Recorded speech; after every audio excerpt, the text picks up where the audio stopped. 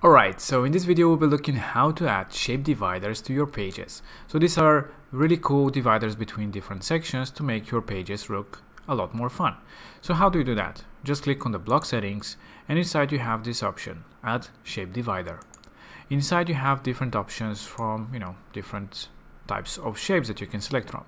You can also change the color of it, and as in this case you have to obviously make it white to fit the white background at the bottom. So you can select the white background and you can see the transition of this really cool and interesting looks of your shape divider. So you can also change it to something else like this one. This one is really cool and interesting divider that you can add to your page. So you can select the different design that you want to pick, and when you're ready you just so in this case, in this shape divider, you can obviously flip it on the the horizontal or vertically by inverting the divider. So this way you can adjust the position and how it looks on the page. You can also add it at the top or at the bottom. So if it is like this, obviously you can invert it back to have a different divider on top. But for the sake of the example, let's keep it at the bottom. Of course, if you want to have more spacing, obviously you can adjust it with the handles to make it more different types of designs that you can do.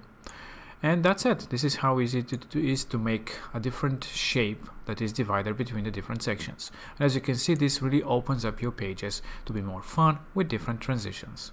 You can do that everywhere basically. So you can add now a shape divider here, for example, to make it more fun. And you can use this color that is here, and you can use it for adding a shape divider on top, for example. Let's select it to be on top. In this case, make the color to be actually white and reverse it. So we can have it with some kind of a interesting transition, maybe something like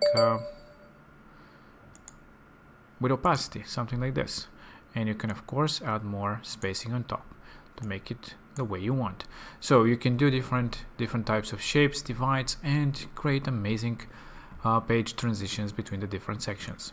And that's it. All you can do is from the block settings, add a shape divider. I hope that you enjoyed this video, and if you have more questions on how to use the shape dividers or anything else, just let us know.